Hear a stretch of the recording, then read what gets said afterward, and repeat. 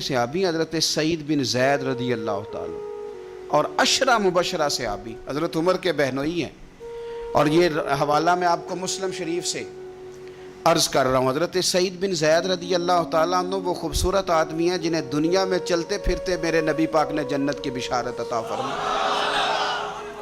बंदे का कद काठ देखें कि जन्नती बंदा, यानी इतना एतमाद हुजूर ने किया कि फरमाया इसके बाद वाले आखिरी दम तक के आमाल पर भी मैं जानता हूं ये जन्नतियों वाले काम करेगा। इतना बड़ा आदमी, लेकिन एक औरत ने आके झगड़ा शुरू कर दिया। अरवा उस औरत का नाम था। उसे आके हज़रत सईद बिन ज़ैद से झगड़ा शुरू किया कि ये जो मकान है ना आपका, इसमें इतनी जगह मेरी है। मुझे आप बताएं, एक शरीफ आदमी से औरत झगड़ा करे तो बंदा जवाब में कुछ कर सकता है? अब मेरी बात को समझें, अब शरीफों की मजबूरियां तो समझें कितनी ज़्यादा हैं। भाई एक औरत आ गई, उसने दावा कर दिया, अब बिना वजह इंसान कटहरे में खड़ा हो जाता है। यहाँ को बंदा आगे कह देता, कहता जी मैंने 20 लाख रुपया लेना है, तो शरीफ आदमी उधर क्या करेगा? वो तो मुफ्त में, और दाएं बाएं बैठे लोग वैसे ही परेशान हो जाएंगे कि पता नहीं कोई बात होती है तो कोई आता है ना। उसने कह दिया कि मकान में मेरा हिस्सा है। और कह किसे दिया? उसे जिनके आमाल के सही होने की गवाही मदीने वाले रसूल ने अता फरमाई। उसने कहा जनाब ये मकान में मेरा हिस्सा है। अब हज़रत सईद बिन ज़ैद रदी अल्लाह ताला अन्हु फरमाने लगे ये ज़मीन इसी को दे दो। ख़त्म हो गई बात। शरीफ आदमी कैसे झगड़ा करे? अब मैं आपको एक बात बताऊं, अगर इस तरह भी बंदा कर दे तो बातें फिर भी होती हैं। लोग कहते हैं बिला वजह तो नहीं ना दे दी, ऐसे तो नहीं ना कोई दे देता 4 मरले, ओ भाई ऐसे तो नहीं ना। फौरन फरमाया हज़रत सईद बिन ज़ैद, फरमाया दे दो इसे। तो आपके अहले खाना कहने लगे हुजूर जब आप इसे क्यों दे रहे हैं? फरमाया तुम दे दो। मेरे नबी पाक सल्लल्लाहु अलैहि वसल्लम ने फरमाया जिसने एक बालिश्त ज़मीन पर नाजायज़ कब्ज़ा किया, अल्लाह क़यामत के दिन 7 ज़मीनों का तोक बना के उसके गले में डाल दे। फरमाया उठाने दो इसे, तोक इसे उठाने दो। और एक हदीस में फरमाया 7 ज़मीनों में धंसा देगा अल्लाह उसे। इसे उठाने दो, दे दो। लेकिन तकलीफ तो होती है ना। अब ये नहीं है कि कहाँ से इतना हौसला बंदा करे, दिल तो टूट जाता है ना कि यार मेरे ऊपर इस तरह इल्ज़ाम लगाना, और इस तरह किसी शख्स के बारे में, वो बंदा जिसने ज़िंदगी तकवे में गुजार दी, उस पर इतना घिनौना इल्ज़ाम लगा देना।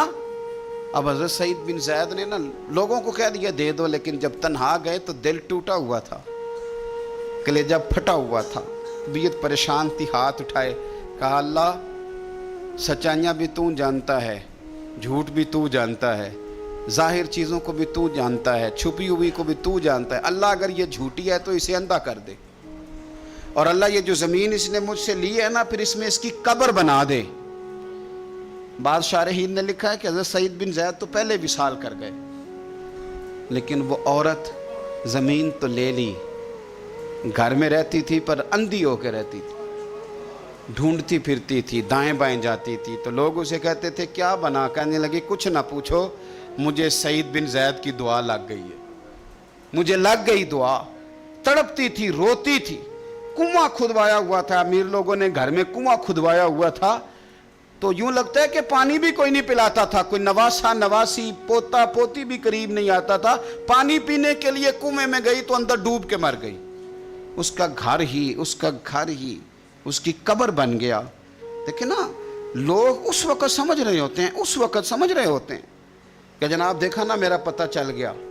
हंस रहे होते हैं कि देखा मैंने कितना रुसवा कर दिया, देखा फिर फलाना कितनी मिन्नतें कर रहा था, देखा। और तुम्हें पता नहीं, तुम क्या समझते हो कि जिसको तुमने रुसवा करना चाहा उसका किसी जो है वो वज़ीर मुशीर और बड़े आदमी से ताल्लुक़ नहीं था, तो वो तुम्हारे हत्थे चढ़ गया। याद रखना, अगर उसका वज़ीरों मुशीरों से ताल्लुक़ नहीं ना गरीब का, तो अल्लाहु वलियुल्लज़ीना आमनू, अल्लाह तो वारिस है कि नहीं मोमिनों का? अल्लाह तो वारिस है कि नहीं मोमिनों का? नबी पाक तो वाली हैं कि नहीं अपनी उम्मत के? तो तुम किस तरह समझते हो कि बंदा और वारस शाह मान करी ना वारसादा, रब बेवारसा करके मार दे। तो हम जब चल रहे होते हैं ना, तो फिर तो हमारी कद काट का कौन मुकाबला करे, और जब हम चढ़ जाएं हवा के घोड़े तो फिर कौन हमारा रुख फेरे لیکن یاد رکھنا ایک عدل کرنے والی ذات ہے. جب لگامیں کھینچتی ہے تو پھر لوگوں کو کوئی چارہ. اپنی زندگی کے اندر کبھی بھی کوئی کام ایسا نہ کریں, کبھی بھی. آگے بڑھتا ہوں. بصرے کا گورنر حجاج بن یوسف بڑا ظالم آدمی تھا. تو حضرت سعید بن جبیر رضی اللہ تعالیٰ عنہ ایک تابعی بزرگ تھے, تو آپ نا اس کے غلط کاموں پہ اسے ٹوکا کرتے تھے. ہمارا یہ مسئلہ ہوتا ہے کہ جب ہمیں کوئی ٹوکتا ہے تو ہمیں ضد چڑھتی ہے. یہ نہیں دیکھتے کہ میں پہلے دیکھ لوں میری کہیں کوتاہی پہ تو نہیں ٹوک رہا. وہ ظالم تھا, آپ اسے ٹوکتے تھے.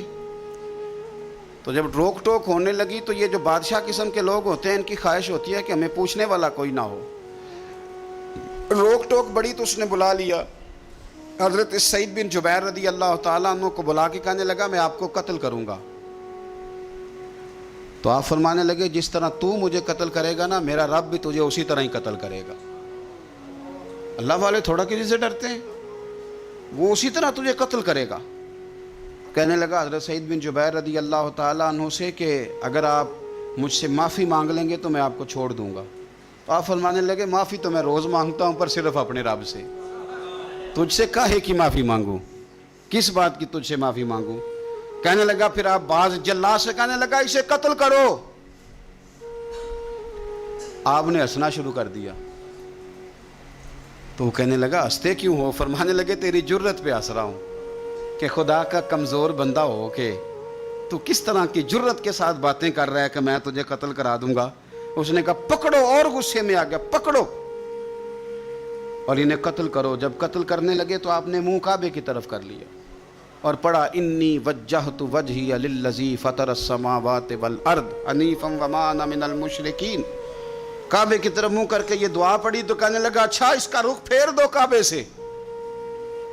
تو آپ کا جب رخ پھیرا تو آپ فرمانے لگے تو بڑا ہی بیوقوف ہے. فَإِنَّمَا تُوَلُّوا فَثَمَّ وَجْهُ اللَّهِ. تمہیں پتہ نہیں منہ جدھر بھی کرے اللہ ادھر ہی ہوتا ہے.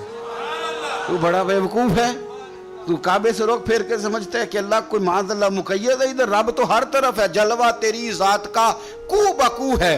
میں جدھر دیکھتا ہوں ادھر تو ہی تو ہے, جدھر دیکھتا ہوں ادھر. جے میں تینوں اندر جانا تو پھر مقید جانا, تو جے میں تینوں باہر جانا تے اندر کون سمانا. اندر بھی تو ہے تے باہر بھی تو ہے تے بلا کون نمانا. فرمایا کہ بھئی ہر طرف ہی اللہ ہے. اب اس نے پتہ کیا کیا, آپ کو جب قتل کروا رہا تھا نا تو حضرت سعید بن جبیر نے ہاتھ اٹھایا کہ اللہ میرے بعد اسے کسی اور کو قتل کرنے کا موقع نہ دینا. میں اتنی بات کسی اور پر اسے مسلط نہ کرنا. حضرت سعید بن جبیر قتل ہوئے, شہید ہوئے تو اتنا خون بہا, اتنا خون بہا کہ خون بند ہی نہیں ہوتا, اتنا خون. وہ کہنے لگا وزیروں سے, مشیروں سے, طبیبوں سے کہ اتنا خون. تو وہ کہنے لگے بادشاہ یہ خون بتاتا ہے کہ یہ بندہ تجھ سے ڈر کے نہیں مرا, ورنہ تو تلوار بندے کے قریب آتی ہے تو خون خشک ہوتا جاتا ہے, ورنہ تو حکم ہوتا ہے سزائے موت کا تو لوگوں کے کپڑے ڈھیلے ہو جاتے ہیں, جسم کمزور ہو جاتا ہے. یہ بندہ نہ ڈر تھا اس لیے اتنا اس کا خون نکلا ہے کہ اسے کوئی ڈر نہیں تھا. حضرت سعید بن جبیر کو قتل کرنے کے بعد نا حجاج بن یوسف 15 دن زندہ رہا ہے, صرف 15 دن. کینسر ہو گیا پیٹ میں, اتنی تکلیف ہوئی کہ جس بیماری کو آج آپ کینسر کہتے ہیں کہ کسی کی سمجھ میں نہیں آتا تھا. طبیب گوشت کی بوٹی ڈالتا تھا دھاگے کے ساتھ پیٹ میں, تو باہر آتی تھی تو وہ گل سڑ کے باہر نکلتی تھی. اس کے اپنے بھی اس کے کمرے میں نہیں جاتے تھے. او یارو, ظلم کرتے ہوئے لوگ سوچتے نہیں کہ اس کا حساب کتنا بھیانک ہوگا. رات کو چیخ مار کے اٹھتا, گھر والے کہتے تجھے کیا ہوا. وہ کہتا تھا جب بھی میں سوتا ہوں تو سعید بن جبیر میری خواب میں آتے اور میری ٹانگ پکڑ کے گھسیٹتے ہیں تو میری آنکھیں کھل جاتی ہیں. یہ جو بد دعائیں ہیں یہ تمہارے بستر تک تمہارا پیچھا کرتی, یہ نیندوں میں سوراخ کر دیتی. لوگ کہتے ہیں پتہ نہیں کیا بات ہے, سویا نہیں جاتا. تو میں کہتا ہوں پتہ کر لو, شاید کو بات نکل ہی آئے.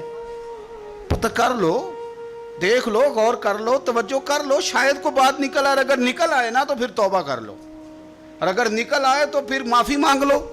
اگر نکل آئے تو پھر اللہ سے ڈر جاؤ, اگر نکل آئے تو پھر احتیاط کر جاؤ.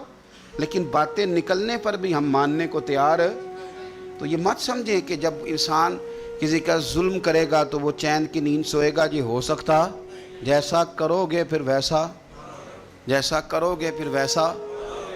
مجھے بڑی ایک شخص کی، اور میں اس بندے کو داد دیتا ہوں، اس نے بڑی اعلیٰ ایک دفعہ بات کی، مجھے کسی نے بتایا کہ یہ فلانا آدمی اپنے باپ کا بڑا سخت نافرمان ہے، تو میں چلا گیا اور مجھے پتہ چلا کہ وہ بیچارے جو ہیں اس کے والد وہ تکلیف میں ہیں، تو میں نے جا کے ان سے کہا کہ آپ مہربانی کریں اس بچے سے کہ اپنے ابے کو راضی کر۔ تو مجھے کہنے لگا پیر صاحب آپ کے آنے کا شکریہ، پر یہ جو کر رہا ہے ٹھیک کر رہا ہے۔ میں نے کہا کیوں؟ کہنے لگے میں نے اس سے بڑھ کر اپنے ابا کو ستایا ہے، یہ ٹھیک کر رہا ہے۔ اور وہ روتا تھا شخص، وہ روتا تھا، کہتا تھا میں نے اس سے زیادہ زیادتیاں کی ہیں، تو یہ جو میرے ساتھ کر رہا ہے نا یہ صحیح کر رہا ہے۔ یہ میری بہو کے سامنے جب مجھے برا بھلا کہتا ہے تو یہ میری سزا، یہ میرا بنتا تھا، میرے ساتھ ہونا چاہیے تھا۔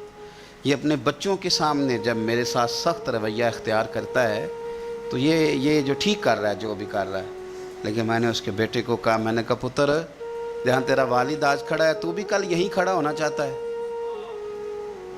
تیرا بھی ارادہ ہے کہ اسی جگہ کل تجھے کھڑا کیا جائے اسی کٹہرے میں؟ کہنے لگا نہیں۔ تو میں نے کہا پھر تو اللہ پہ چھوڑ، تو کس چکر میں پڑ گئے؟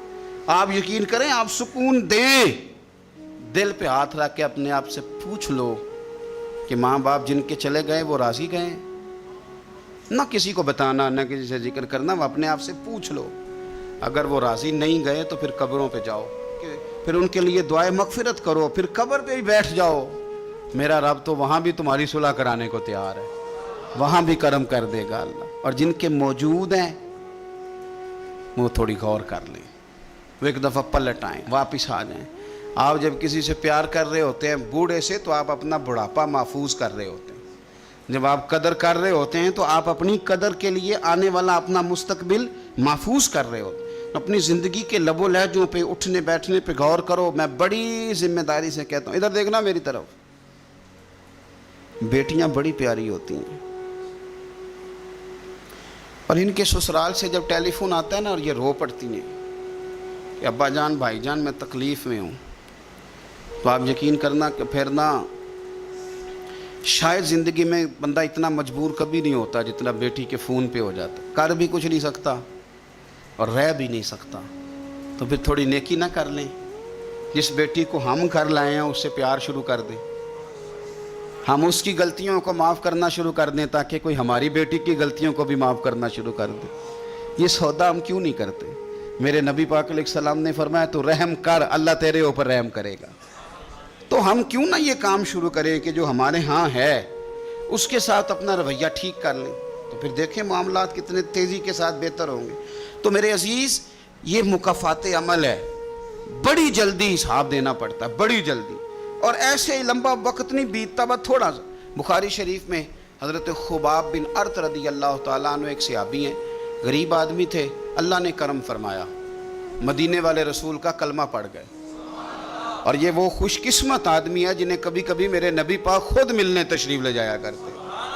میں نے سنا ہے وہ بن سمر کے میری عیادت کو آ رہے، تو کبھی کبھی نہ کبھی کبھی حضور بھی سرکار بھی چر ہویا نا مینوں ترلے لیندیاں تے کدی موڑ میرے ول واگا تے خواب میری چ ایک وار جیاویں میں ساری عمر نہ جاگاں۔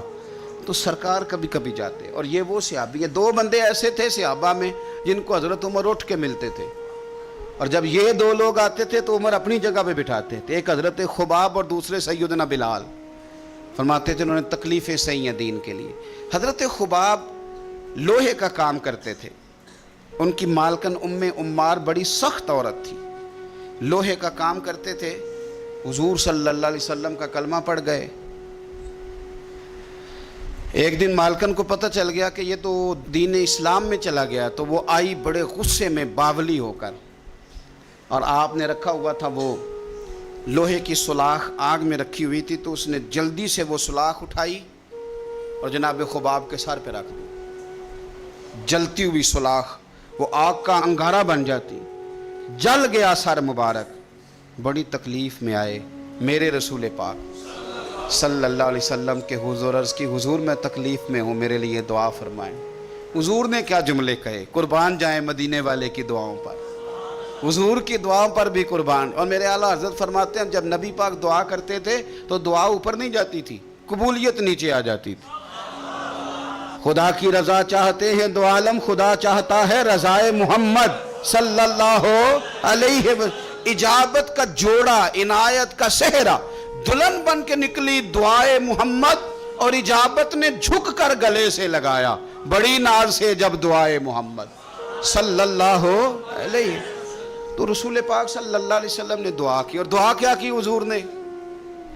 नबी पाक ने दुआ दी, ऐ अल्लाह मेरे खुबाब की मदद फरमा, ऐ अल्लाह मेरे खुबाब की। दुआओं का रंग होता है अगरचे हमें नजर ना भी आए तो। हुजूर ने दुआ कर दी। अब हजरत खुबाब कहते हैं कि उस दुआ का रंग मैं सोचता था, लेकिन ना मक्के के हालात है और ज़्यादा कसरत से तादाद काफिरों की है और ताकत में भी काफिर हैं, इस्लाम पे बज़ाहिर गुर्बत है। अब इस दुआ का रंग कैसे नजर आए? लेकिन अगर करम करने वाला अल्लाह हो तो फिर ज़रूरी नहीं कि ज़ाहिरी असबाब लोगों की नज़र में आए, फिर वो रंग बना लेता है, फिर वो सारी रहमतें खुद ब खुद फरमा देता है। हज़रत खुबाब कहते हैं वही मेरी मालकन उम्मे अम्मार बीमार हो गई, इतनी बीमार हुई उसके सर में कुछ दर्द उठा, इतनी तकलीफ कि हर तबीब हर हकीम हर जगह गई। जब कोई नतीजा ना निकला तो एक तबीब ने उसे बताया कि सुलाख गर्म करके ना तो सर पे लगवाया कर, तुझे आराम आएगा। तो आप फरमाते हैं फिर एक दिन वो घर आई और घर आके मुझे कहने लगी लोहे की सुलाख अच्छी तरह आग में तपा के ना तो मेरे सर पे रख। कहते हैं लोहा तप रहा था, मैं पकड़ रहा था, उस पे सर पे रख रहा था और मदीने वाले रसूल पे दरूद व सलाम पढ़ रहा था। मैं गोया मेरी तवज्जो हुजूर की उस दुआ की तरफ चली गई जो सरकार ने फरमाई कि ये अंदाज है कबूलियत का, ये अंदाज है कि कोई जंग नहीं करनी पड़ी, कोई बहुत ज्यादा इनकलाब, बस हुजूर ने दुआ कर दी अल्लाह इसकी मदद फरमा। तो कुछ फैसले अल्लाह पे भी छोड़ देने चाहिए। बड़ी जल्दी रब करीम वो फैसले फरमा देता है और बड़ी जल्दी इंसाफ होता। हम लोग ना एहतियात नहीं करते, ना बोलने में, ना चलने में, ना बात करने में। ना हम देखते हैं कि बंदा किस कैटेगरी का है, ना हमने सफ़ेद दाढ़ियाँ देखनी है, ना हमने इल्म देखना है, ना हमने को दीन की निस्बत देखनी है, ना हमने तकवा देखना है। क्योंकि इस वक्त मेरे ज़हन को बात चढ़ गई है तो वो हमने करके छोड़ दी। हमने स्टेटस भी नहीं देखना कि बंदा सामने जो है उसका मेयार किस लिहाज का है। और वो कहते हैं जी मैं बड़ा जज्बाती हूँ तो मैं अम्मा के सामने बोल पड़ता हूँ, मेरे से बात हो जाती है। तो मैं कहता हूँ तू बिल्कुल जज्बाती नहीं। अगर अम्मा के सामने बोल पड़ता है तो SHO के सामने भी बोल के दिखा, फिर तेरा पता चलेगा। अगर तू जज्बाती है और अब्बा के सामने तुझे गलती लग जाती है तो जज साहब के सामने भी गलती लगे ना, फिर तो तेरे जज्बात की समझ आए। लेकिन ये गुस्सा बड़ा सियाना है, तो मैं बात ठीक कर रहा हूँ और मेरी बात में अच्छी तरह तवज्जो करें। गुस्सा हमारा बड़ा समझदार है, तगड़े बंदे पे आता ये मड़े बंदे पे आता है, गरीब आदमी समझदार गुस्सा है। ओहो इतना ये गुस्सा अक्लमंद है, इतना समझदार है कि ये जनाब हद हो जाती है बात करते हुए। और मेरे अब्बा जी बड़ी सादी मिसालें कभी कभी मुझे समझाते थे तो मैं बड़ी बात को समझता था। वो कहते थे कि हम देहाती लोग भी अजीब हैं, गालियों पे लड़ पड़ते हैं और इतनी लंबी लड़ाई होती है कि बात थाने जाती है। तो जिस गाली की वजह से हमने एक दूसरे के सर फोड़े होते हैं वो जाके थाने हमें 2500 गालियाँ खानी पड़ती हैं। ये हमारा अजीब बेवकूफ़ों वाला अमल है कि जिस बुनियाद पर यहाँ लड़े थे। मेरी बात की समझ आ रही है आप हज़रात? तो वो फिर बड़ी रसीली सजीली बात करते हैं। मेरा ख्याल है हमसे महकमों वाले लोग क्या करते हैं हम। तो गुस्सा बड़ा हमारा अजीबोगरीब किस्म का है। इसी तरह का दुकानदारों का मसला है, पाइया चीनी वाले पे गुस्सा आता है जिसने पाव लेनी हो, है ना जी, या उस पे गुस्सा आता है जिसने उधार लेना हो। लेकिन आए हाय जो कहे कि मैंने तो इकट्ठा लेना है 20 किलो चीनी, उस पर भी कभी गुस्सा है। अगर वो कह दे तोड़ा ठीक नहीं, आता है गुस्सा, कहता है मैं अंदर से नया लेके आता हूँ। मैंने तो डॉक्टरों का ये हाल देता है, डॉक्टरों का, आप यकीन करें ये मैं नीचे से शुरू हुआ हूँ और अगर आप मुझे तज्जिया बयान करने का कहेंगे तो मैं बड़ा ऊपर तक जाऊँगा। मैंने डॉक्टर देखे हैं, डॉक्टर हजरात, गरीब आदमी बेचारा ना जिसकी कोई सिफारिश आ गई है कि ये गरीब है तो डॉक्टर साहब चलो 500 रुपया छोड़ दें। अब डॉक्टर का दिल बड़ा परेशान होता है कि ये जा क्यों नहीं रहा, आ क्यों गया है। और अगर उसको पता चल जाए کہ جس شخص کے ساتھ میں نے ڈاکٹروں کو خود فون کرتے دیکھا ہے کہ آپ کی اپوائنٹمنٹ تھی، آپ آئے کیوں نہیں؟ اس لیے کہ اس کا سٹیٹس بڑا ہے۔ یہ آپ کی اخلاقی کمزوری ہے، آپ کمزور ہیں اخلاقی طور پہ، اس طرح آپ کرتے ہیں۔ تو یہ ہمارے سمجھدار جذبات، سیانے غصے اور ہماری ناراضگیاں، ان کے روپ، اس سے بچیں۔ کوشش کریں زندگی میں کبھی کسی پر الزام نہ لگائیں۔ میرے رسول پاک صلی اللہ علیہ وسلم نے فرمایا کسی بندے کے لیے جھوٹا ہونے کے لیے اتنا ہی کافی ہے کہ سنی سنائی بات آگے کر۔ ہم تو تیزی سے کہانی ہوتی بھی نہیں بنا لیتے ہیں اور کہہ دیتے ہیں کوئی بات ہوتی ہے تو کوئی کرتا ہے نا جی۔ میرا تجربہ یہ ہے کہ بہت ساری باتیں نہیں ہوتی، لوگ پھر بھی کرتے ہیں، ہوتی نہیں سرے سے اور لوگ کرتے ہیں۔ حضرت سعد بن ابی وقاص رضی اللہ، یہ بھی بخاری کتاب الاذان میں آپ کو روایت ملے گی۔ یہ عشرہ مبشرہ صحابی ہیں، اور نبی پاک صلی اللہ علیہ وسلم نے ایک مقام پہ فرمایا تھا جب یہ بیمار ہو گئے اور پریشان ہو گئے کہ پتہ نہیں تندرست ہوں گا بھی کہ نہیں، تو حضور نے فرمایا سعد فکر نہ کر، اللہ شفا دے گا اور تیری وجہ سے اسلام کا فائدہ کرے گا اور کفر کا نقصان کرے گا۔ میں نے کہا کہ ڈائریکٹ آ کے کوئی بندہ الزام لگا لے تو شریف آدمی بھلا جواب کیا دے اس کو؟ اور پھر بڑا مشکل نہیں، پھر اس نے کچھ نہ کیا ہوا بیچارہ وضاحتیں دیتا پھرے، یعنی کوئی جرم نہیں کیا اور اسے وضاحتیں، اسے کٹہرے میں کھڑا ہونا پڑ گیا، یہ کو تھوڑی سزا ہے۔ لیکن لوگ کر دیتے ہیں بلا وجہ، بغیر سبب کے، بغیر کسی وجہ کے کر دیتے ہیں۔ ہم سوچتے ہی نہیں، ہمارا ذہن ہی نہیں، ہمارا رویہ ہی نہیں۔ اور چونکہ میرا تھوڑا سا تعلق ہے اس شعبے سے، تو بڑی دیدہ دلیری کے ساتھ لوگ آ کے کہتے ہیں حضرت صاحب بس وہ جب سے بہو لے کے آئیں تو تویز بڑے کراتی ہے۔ تو میں نے کہا کہ آپ نے کبھی دیکھا ہے بیچاری کو کراتے؟ اور اس سبب سے ایک میں نے رپورٹ پڑھی کہ مار مار کے بحال کر دیا خامد نے کہ تویز کراتی ہے۔ پہلی تو بات یہ ہے کہ تویز، آپ نے یہ کیسے سمجھ لیا کہ تویز اتنی جلدی اثر کر دیتا ہے؟ جادو کے اثرات کا انکار نہیں ہے، پر کیا آپ نے وہ حدیث نہیں پڑھی کہ سورۃ بقرہ پڑھیں تو جن بھی دوڑ جاتا ہے، شیطان بھی دوڑ جاتا ہے؟ کیا وہ ہمارے لیے کافی نہیں کہ سورۃ فلق اور ناس پڑھ کے سو جاؤ تو جادو اثر نہیں کرتا؟